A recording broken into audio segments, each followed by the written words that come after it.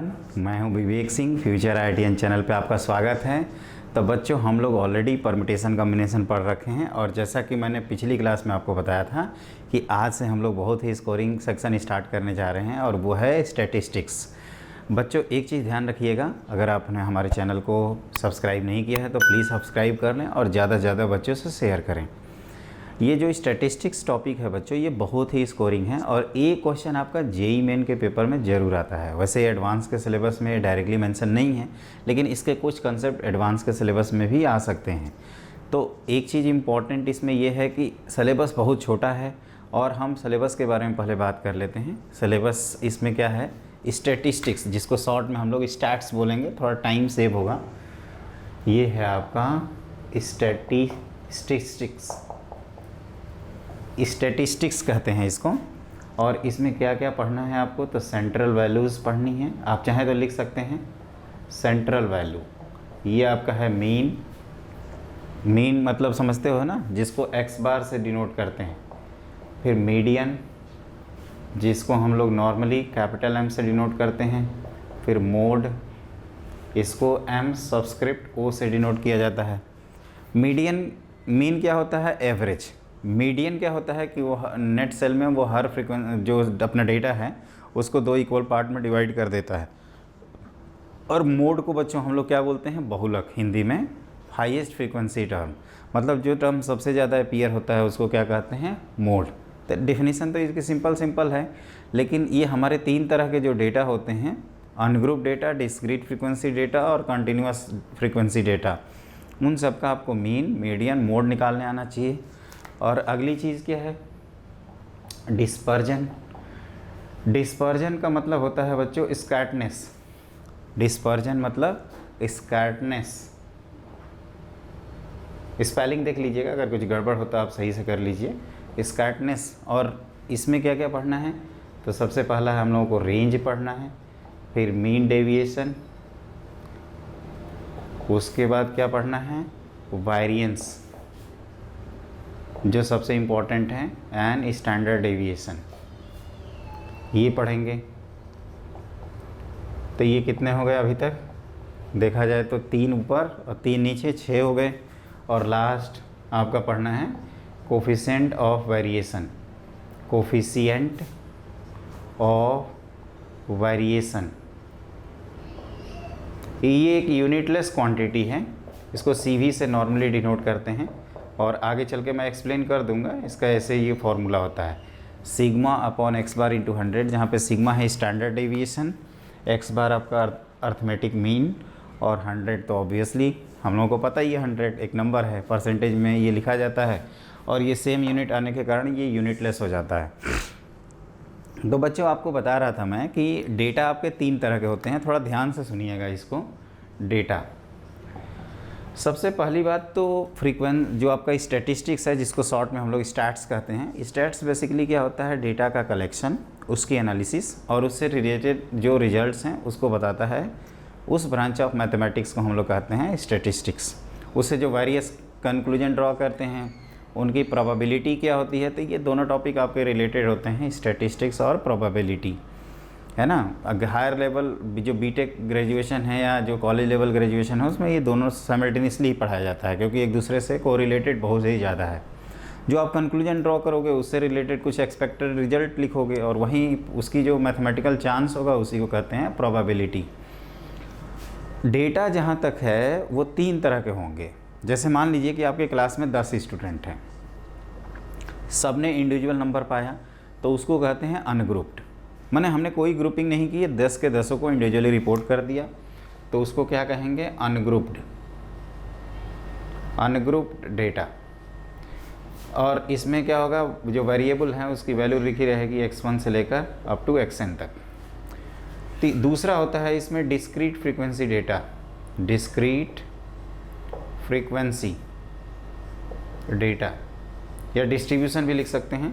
इसमें क्या रहता है, इस तरह से रहते हैं, जैसे मान लीजिए कि हम यहाँ पे x की 4 वैल्यूज़ ही लिखते हैं, x1, x2, x3 या 3 वैल्यूज़, और ये उनकी फ्रीक्वेंसी है f1, f2, f3। तो यहाँ पे जो टोटल जनता है वो f1 + f2 + x3 है, f3। और यहाँ पे क्या होता है बच्चों, जब ये देखोगे ना तो x1 f1 टाइम्स लिखा रहेगा। जैसे मान लीजिए 5 नंबर पाने वाले 10 स्टूडेंट हैं तो 5 5 5 5 5 10 टाइम्स लिखा रहेगा, तो बेवकूफ़ी हो जाएगी उस तरह से लिखना। तो क्या करते हैं, 5 यहाँ लिखते हैं और ये नीचे 10 लिखते हैं, मतलब 5 रिपीटेड 10 टाइम्स। तो ये होता है नंबर ऑफ ऑब्जर्वेशन, और ऊपर है ऑब्जर्वेशन की वैल्यू। यहाँ तक क्लियर है? क्लियर है ना यहाँ तक? और उसके बाद देखिए ध्यान से, ये हो गया डिस्क्रीट, और तीसरा होता है कॉन्टीन्यूअस फ्रीक्वेंसी डेटा। मतलब मैं ये कहना चाहता हूँ बच्चों कि यही 3 डेटा आपके सामने दिखेगा, फोर्थ आपके सिलेबस में है ही नहीं, यही 3 दिखेगा आपको। इन्हीं 3 का आपको मीन निकालना है, इन्हीं 3 का आपको मीडियन निकालना है, इन्हीं 3 का आपको मोड निकालना है, इन्हीं 3 हार्डली 3 का आपका डिस्पर्जन निकालना है, मतलब स्टैंडर्ड डेविएशन, मीन और मीन डेविएशन वेरिएंस, और इन्हीं 3 का आपको सिग्मा, भाई जैसे यहाँ पे जो पढ़े थे कोफिशिएंट ऑफ वेरिएशन निकालना है। तो यही 3 से हम लोग कहानी अपनी स्टार्ट करेंगे इस चैप्टर की, इसीलिए मैं इन तीनों के बारे में बता रहा हूँ। पहले दर्शन तो कर लें इनके। तो ये क्या होता है इसमें, जैसे इसमें क्या होता है बच्चों की, एक रहती है क्लास और एक होती है फ्रीक्वेंसी। ये टेंटेटिव आइडिया दे रहा हूँ। जैसे मान लीजिए कि 0 से 10 नंबर पाने वाले आपके 2 स्टूडेंट हैं, 10 से 20 पाने वाले आपके 6 स्टूडेंट हैं, 20 से 30 पाने वाले आपके 4 स्टूडेंट हैं, और इसी कंटिन्यूएशन में है। कंटिन्यूस मतलब ये कंटिन्यू है, और भी लिख सकते हैं। तो इसको कहते हैं क्लास। क्लास लेंथ कितनी है, तो 10-10 का गैप है, तो h एक टर्म यूज़ करेंगे स्मॉल h, जिसकी वैल्यू 20 हो जाएगी। और एक होता है आपका मिड वैल्यूज़। ये मिड वैल्यूज़ क्या होती है बच्चों क्लास लेंथ में, कि ये लोअर लिमिट जो है 0, अपर लिमिट 10 का एवरेज, तो 0 + 10/2 5।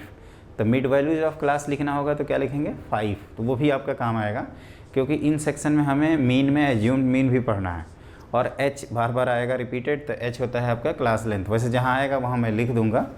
तो बोर्ड पे जितनी चीज़ें हैं आप चाहें तो ऑप्शनल हैं, लिख सकते हैं, ये अपने सिलेबस में है।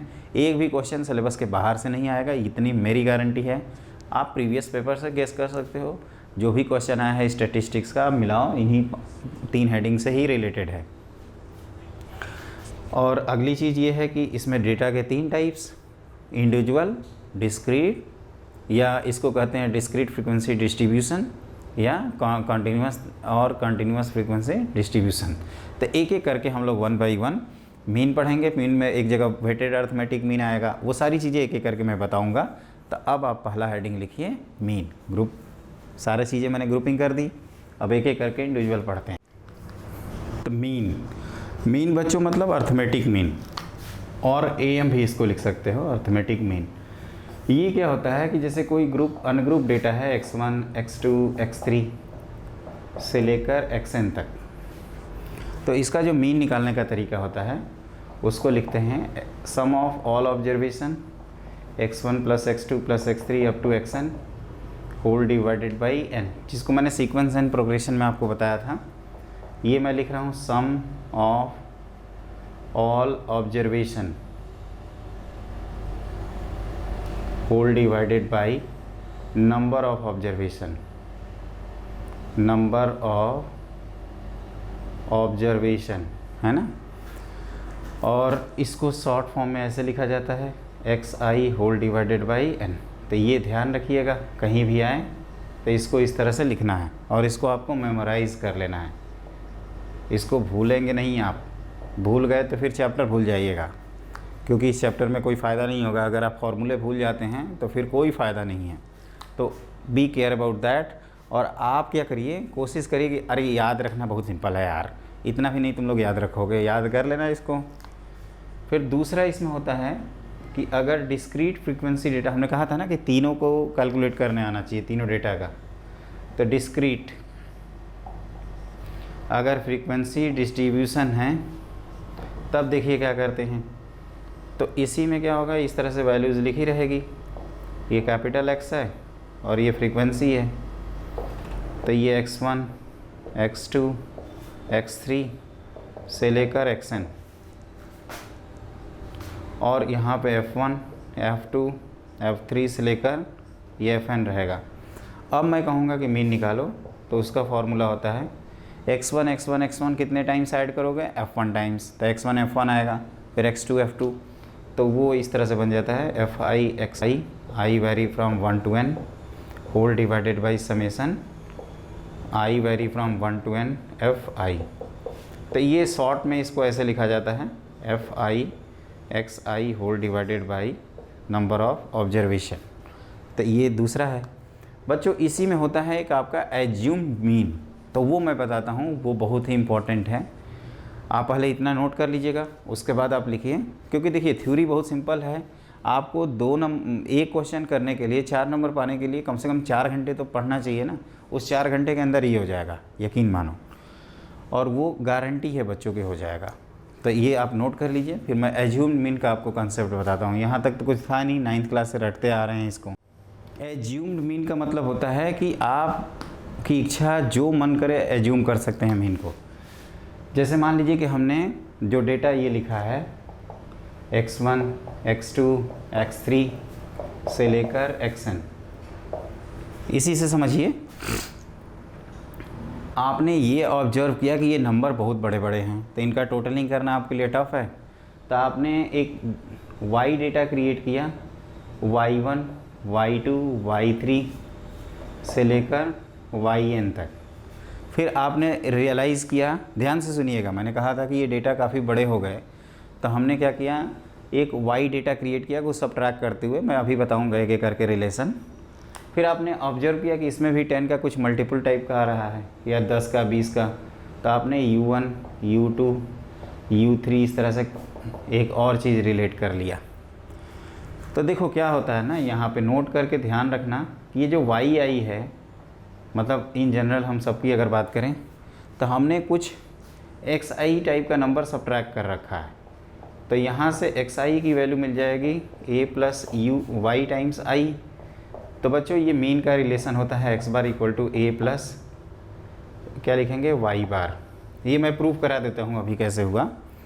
उसी तरह से ui को हमने अगर देखा कि xi minus a upon h है, जहाँ पे h हमने बताया था आपको क्लास लेंथ है, तो इसको आप ऐसे लिखा करिए xi equal to h plus a plus h times ui, और यहाँ से आपका जो मीन है वो हो जाएगा a plus h times u बार।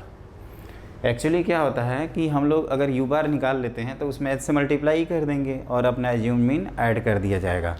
जहाँ तक इसके प्रूफ का सवाल है, ये कैसे हुआ, तो हम लोगों ने अभी ये पढ़ा था कि summation of xi upon n के इक्वल है। मैं अनग्रुप के लिए ही बता देता हूँ, सिमिलरली वो ग्रुप के लिए भी होल्ड करता है। फिर सिग्मा लगाओगे तो a plus h times ui लिखोगे whole divided by n। Summation of ai कितना हो जाएगा, a टाइम्स n, और ये इस तरह से लिखे देंगे whole divided by n whole divided by n। तो ये आपको रियलाइज़ होगा a प्लस एच टाइम्स ये क्या है, u बार ही है। तो इस तरह से आपका ये क्या हो जाएगा, प्रूफ हो जाएगा। सिंपल सा प्रूफ है, बस आप ये रिलेशन याद रखो। जैसे अगर आपको कभी भी इस तरह से दिया है yi की वैल्यू है 5 टाइम्स xi प्लस 8, ध्यान रखना, तो आपसे अगर पूछा जाए तो y बार कितना होगा, तो आप डायरेक्टली लिखो 5 टाइम्स x बार प्लस 8, मतलब इसमें भी एक लीनियर रिलेशन होल्ड करता है। बस इतना ही आपको सोचना है। तो ये हो गया एज्यूम्ड मीन। एज्यूम्ड मीन कब लगाते हैं, शौकिया नहीं लगाते हैं कि खुशी खुशी लगा देंगे। अरे ज़बरदस्ती थोड़ा टांग अड़ाते हैं यार। क्या करते हैं, जब हमारा कैलकुलेशन लेंदी होता है तब एज्यूम मीन की ज़रूरत पड़ती है, वो भी ऑप्शनल है। अगर आप लेंदी कैलकुलेशन करना चाहते हैं तो इसमें कोई दो राय नहीं है, आप करिए, इत्मीनान से करिए, आपका आंसर आएगा। लेकिन बच्चों टाइम हम लोगों को मालूम है ना, इंपॉर्टेंट फैक्टर होता है इन एग्जामिनेशन। तो उसको बचाने के लिए हम लोग क्या करते हैं, एज्यूम मीन का हेल्प लेते हैं। अब आप सोच रहे होगे कि सर ने इंडिविजुअल बता दिया, डिस्क्रीट बता दिया, ये आपका कॉन्टीन्यूअस वाले को नहीं बताया। तो बच्चों कंटिन्यूअस वाले का रूल ये है कि जो क्लास लेंथ होती है उसी की मिड वैल्यूज़ को ही xi बोलते हैं, और फिर जैसे हमने आपको डिस्क्रीट फ्रीक्वेंसी डिस्ट्रीब्यूशन बताया उसी तरह से हम लोग प्रोसीड कर लेते हैं। तो अब हम लोग कुछ स्पेसिफिक प्रॉब्लम्स करेंगे, लेकिन उसके पहले बच्चा ये सब आराम से कॉपी पे नोट कर लीजिए और अगला लिखिए आप लोग क्वेश्चन। तो क्वेश्चन ये है बच्चों की the mean of first n natural number is, जो पहले n नेचुरल नंबर हैं उनका आपको मीन निकालना है। और इसको याद रखिएगा क्योंकि ये एग्ज़ाम में बहुत आता रहता है। तो आप क्या करोगे, सम ऑफ ऑल ऑब्जर्वेशन, तो 1 + 2 + 3 से लेकर n तक का सम होल डिवाइडेड बाई n। ऊपर वाले का रिजल्ट तो पता है ना, AP का क्या होता है n into n plus 1/2 whole divided by n।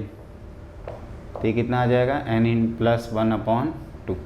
और इसको आप याद रखिएगा, जैसे फर्स्ट 20 नेचुरल नंबर का मीन का है तो 20 प्लस 1 होल डिवाइडेड बाई 2, तो ये कितना आ जाएगा 11.5 आ जाएगा। तो इस तरह से आपको सोचना है। पहले 5 नेचुरल नंबर का सम का है तो 5 प्लस 1 6 बाई 2 3 आएगा। ये हम लोग पहले से ही जानते हैं। तो ये रहा आपका क्वेश्चन नंबर 1, जिसको आप कोशिश करिएगा कि याद कर लें। अगर भूल भी गए तो देख ही रहे हैं कितना देर का काम है, क्योंकि जब हम लोग स्टैंडर्ड डेविएशन और वेरिएंस पढ़ेंगे तो इस रिजल्ट की ज़रूरत पड़ेगी। तो आई होप ये आप सब लोगों को क्लियर है। अब हम लोग लिखते हैं अपना नेक्स्ट क्वेश्चन। तो बच्चों देखो, हमने अगला क्वेश्चन लिख रखा है बोर्ड पे, find the mean and the following frequency distribution.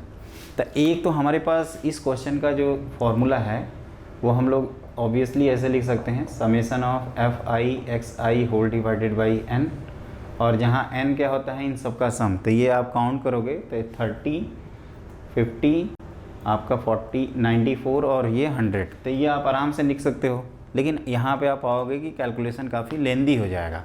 तो इसी चीज़ को हम आपको एज्यूम मीन मेथड से बता रहे हैं, उसको थोड़ा ध्यान से देखिएगा। ये कंप्यूटेशन टेबल है, तो इसमें क्या करना है आपको, पहले एक्स आई लिखना है, फिर आपको एफ आई लिखना है। तो एक बार लिखते हैं इसको, तो 5 फिर 15 फिर 25 उसके बाद 35 उसके बाद आपका 35 के बाद है 45 और फिर है 55। फिर हमने क्या किया है, सबकी फ्रीक्वेंसी लिख डाला, 12 18 27 20 17 और 6। अब क्या होता है कि जो एज्यूम मीन का तरीका होता है, इन्हीं में से किसी एक को मान सकते हैं या अपनी तरफ से आर्बिट्रेरी लिख सकते हैं। तो जैसे फॉर एग्जांपल हमने 35 को एज्यूम मीन मान लिया। तो अब क्या करेंगे, और ये देख रहे हैं कि 10-10 के गैप पे हैं, तो एक इस तरह से लिख देते हैं u i x i minus 35 whole divided by 10। ऐसा इसलिए कर रहे हैं क्योंकि वो आपका कैलकुलेशन देखिएगा आसान हो जाएगा। तो अब इसमें से 35 हटाओगे तो कितना आएगा, -30 अपॉन 10 करोगे तो -3, ये -2 -1 0 1 और 2 आएगा। अब आप क्या करिए, एफ आई यू आई करिए। तो इन दोनों का मल्टीप्लिकेशन -36 अगेन -36 -27, ये तो 0 ही हो जाएगा, ये 17 और ये 12। तो इनका अगर हम लोग सम करें, जिसको समेसन टोटल कहते हैं इसको, तो एक बार काउंट कर लिया जाए तो आप कह सकते हो कि ये हो गए आपके -70। ये थोड़ा सा कैलकुलेट करना पड़ेगा हम लोगों को। तो ये आएगा -72 और -27। तो ये कुछ रफ कैलकुलेशन कर देते हैं, -72 -27, तो ये हो गया आपका -99 और ये प्लस आपके कितने हैं 29। एक बार चेक कर लीजिए, इन दोनों का समेसन 29 है। तो सब्ट्रैक्ट करोगे तो ये आ जाएगा 70 -70। एक बार चेक करिए तो -70 आएगा ना, कंफर्म कर लीजिए। तो देखो बच्चों, ये आ गया -70। तो हम लोगों ने ऑलरेडी एक फार्मूला पढ़ा है कि यू आई की वैल्यू मैंने क्या लिखा है, x i -35 whole divided by 10। इसको रटने मगने की ज़रूरत नहीं है, आप सीधे सीधे एक्स आई क्यों क्या लिख सकते हैं, 35 प्लस 10 टाइम्स यू आई। और क्या बताया था कि एक्स बार अगर लिखना हो तो आप लिखोगे 35 प्लस 10 टाइम्स यू बार। और अब हो गया 35 प्लस 10 टाइम्स यू बार कैसे लिखोगे, तो ये -70 होल बाई 100। तो ये आ जाएगा 35 - 7 और ये कितना आएगा आपका 28 के इक्वल। तो ये जो लॉजिक बता रहा हूँ ना बच्चों, ये इम्पॉर्टेंट है। अगर आप ये ध्यान रखोगे तो आप कोई भी आप कह सकते हो कि h की वैल्यू अगर 1 लेते तो क्या होता है, इसमें सब में 0 लगा रहता, तो ये आपका 10 यहाँ नहीं लिखते, लेकिन आंसर आपका क्या आता, -700 आता। तो अपॉन 100 करते तो -7 उस तरह से भी आता। तो ये फैक्ट है कि आप h की वैल्यू चाहें तो 1 लीजिए, अगर कोई मल्टीपल दिखता है तो उसको हम ले लेते हैं, जिससे हमारा कैलकुलेशन क्या हो जाए। ये देख ही रहना कितने छोटे छोटे नंबर हैं। और एक फ़ायदा ये भी है कि इसमें 0 भी आ रहा है।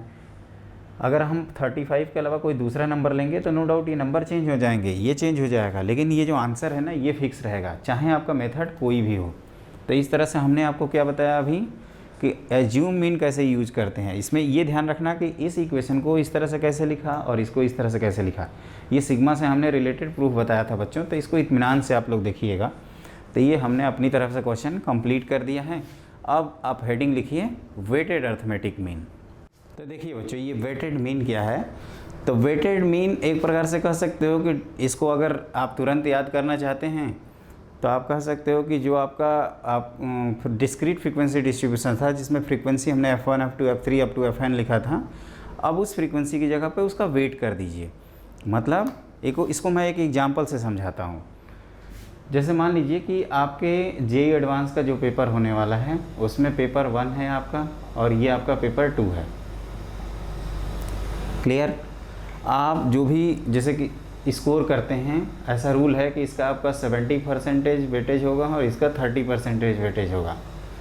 और किसी बच्चे ने स्कोर किया 100 मार्क्स के पेपर में, मान लीजिए इसमें 80 नंबर स्कोर कर दिया और इसमें 90 स्कोर किया, ये आउट ऑफ 100 मार्क्स है। तो इसका वेटेड अर्थमेटिक मीन निकालेंगे। 80 का 70% मतलब 0.7 और 90 का 30% होल डिवाइडेड बाई 0.7 प्लस 0.3। तो ये हो जाएगा अर्थमेटिक मीन। अब ये कितना आएगा, नीचे वाला तो 1 है, एक बार ऊपर काउंट करते हैं तो 57 और ये 27 होल डिवाइडेड बाई 1। और ये कितना आता है देखिए, तो 8 7 6 7 13 और 5 2 7 1 8, 83 मार्क्स। तो ये चीज़ देख रहे हो ना कि 83 मार्क्स आ रहा है, मतलब इसका वेटेड अर्थमेटिक मीन है 83। मतलब इसका जो भी एवरेज होगा 83 पे इसकी मेरिट लिस्ट बनेगी। तो ये जो मैंने सिंपल सा क्वेश्चन किया, मैंने क्या कहा कि पेपर 1 पेपर 2 के ये वेटेज हैं, ये वेटेज हैं। आप चाहें तो इसको लिख सकते हैं एग्जाम्पल के तौर पे, है ना। ये पहले से ही इन्होंने वेटेज बना रखा है कि इस तरह से हम वेट काउंट, जैसे हम लोगों को पता है बच्चों कि आज की डेट में जो अपना एडवांस का पेपर होता है उसमें दोनों पेपर के वेटेज सेम होते हैं, इसलिए आपका जो टोटल मार्क्स होता है वो दोनों का क्या करते हैं, सिंपली टोटलिंग कर देते हैं। लेकिन अगर वेटेड हो तो फिर इस तरह से कैलकुलेशन करना पड़ेगा। और वैसे भी हम लोग मीन निकाल रहे हैं और ये मार्क्स ऑब्टेन्ड आउट ऑफ 100 है। तो क्या किया, इसमें हमने इस वेट से मल्टीप्लाई किया और इसमें हमने इस वेट से मल्टीप्लाई करके ऐड कर दिया होल डिवाइडेड बाई वेटेड का सम। लेकिन हम ऑलरेडी 100 से डिवाइड कर रखे हैं, परसेंटेज को फ्रैक्शन में बदल रखे हैं, इसलिए इसके सम आपको क्या दिख रहा है 1। अगर मान लीजिए कि यही चीज़ इस तरह से अगर हमें दिखें कि ये x इसकी वैल्यूज़ हैं और ये उसका वेट है, इस तरह से दिया रहा है कि वेटेज है, ये x1 का वेटेज W1 ओमेगा 1 या W1, ये W2 और इस तरह से xn का वेटेज रहेगा Wn। तो वेटेड अर्थमेटिक मीन हो जाएगा आपका summation xi Wi whole divided by summation of Wi।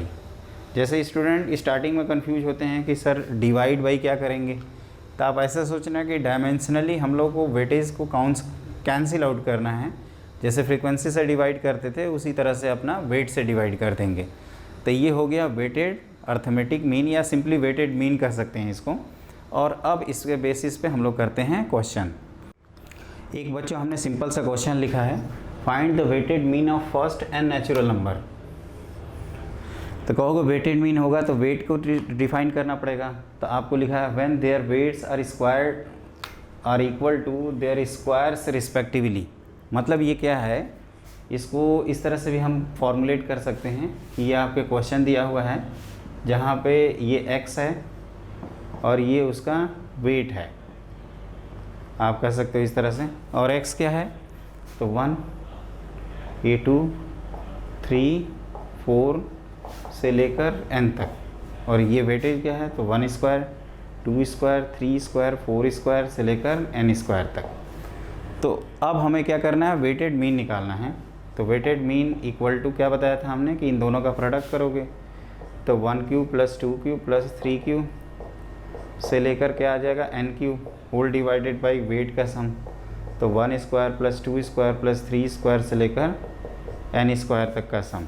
अब ये आपको मालूम है n इंटू एन प्लस 1/2 का होल स्क्वायर, और ये आ जाता है n into n plus 1 2n plus 1/6। तो इसमें जो पार्ट कैंसिल आउट हो रहा है उसको कैंसिल आउट कर दीजिए और फिर आराम से आप लिख सकते हैं।